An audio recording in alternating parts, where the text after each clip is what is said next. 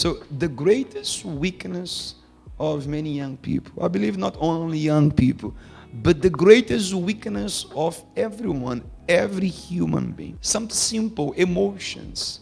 That is our greatest weakness that all of us we have. And this weakness, it is for everyone. No matter if a person has the Holy Spirit, if a person does not have the Holy Spirit, this weakness, it is there. I call it weakness. I call a weak point that all of us here we have. A weak point that most of the time brings us down. But a weak point that God, He wants that each one of us make that weak point no longer a weak point, but a strong point, we can say like this. We have to walk in that point of our life that this weak point may not drag us down, may not interfere in our spiritual life, in our communion with God, may not interfere in your education, in your love life, in your career, in things that you want to do in your life. Because I can say emotions can interfere in everything in our lives. Everything, everything. So it is something very dangerous that all of us we have, all of us we go through, but we have to be aware of it, that we can overcome and not be controlled by it.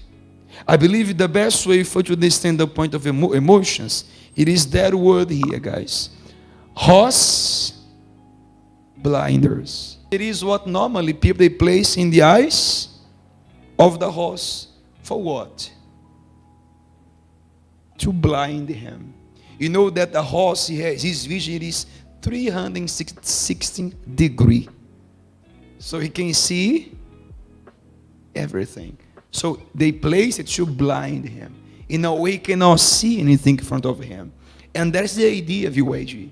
That emotions dies with each one of us here. When you are someone that you are controlled by your emotions, be it anger, sadness, love, whatever may be the feeling that you're feeling at that moment, laziness as well. So whatever may be the feeling, when you're someone that you allow that emotions to be part of yourself, to control yourself, it is like a horse who has a blind than his eyes. He can't see anything. So he is not enabled to see anything ahead of him. Nothing. He's just controlled by someone that is there guiding him. And when we are someone very emotional, someone that goes according to our feelings, we become blind. So we end up making many wrong decisions in our life, going to getting involved in many things that does not help us in anything. Because our emotions just blind us. When you are someone too much emotion, you are someone that is blinded.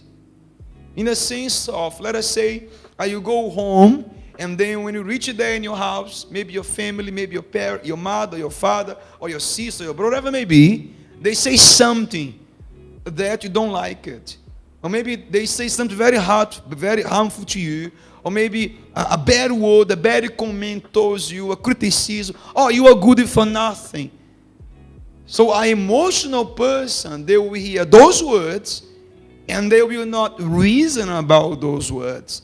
They will just take that words within themselves. They will keep that words, and it will change their mood on the spot.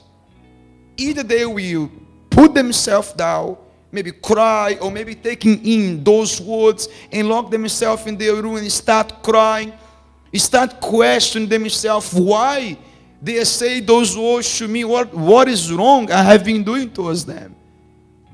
And then they become very sad towards them, and they're thinking like they don't care for me, they don't love me, they don't give me attention.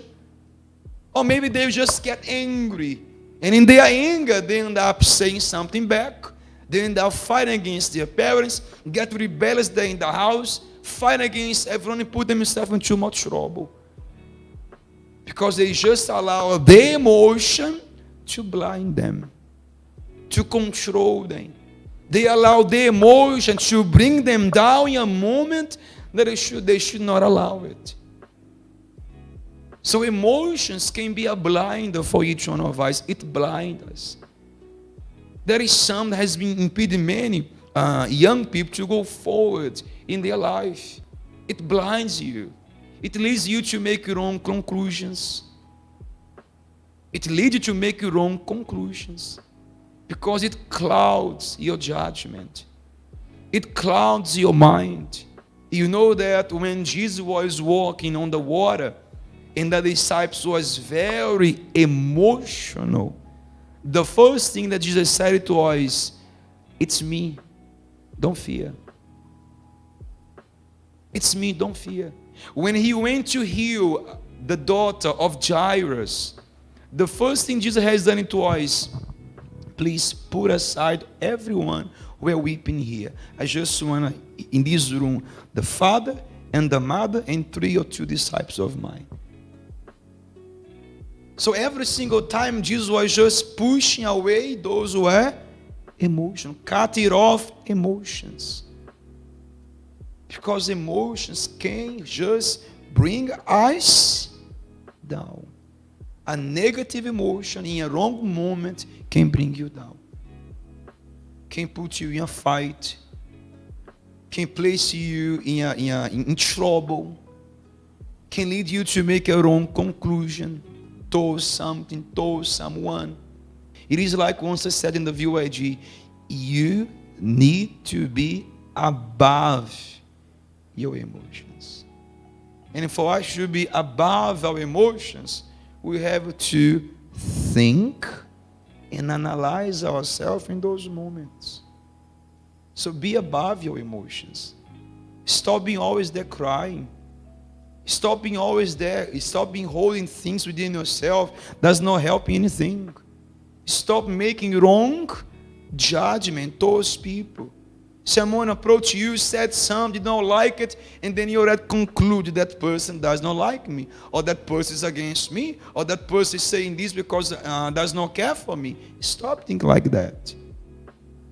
We have to take this from our mind, because that's not true. It's just your thought, your mind be clouded by your emotions. Going back to what I said in the beginning, our emotion can blind us and lead us to make so many wrong decisions, judgments, conclusions in our life. Do you understand? It leads to make so many mistakes because we are not thinking well in those moments.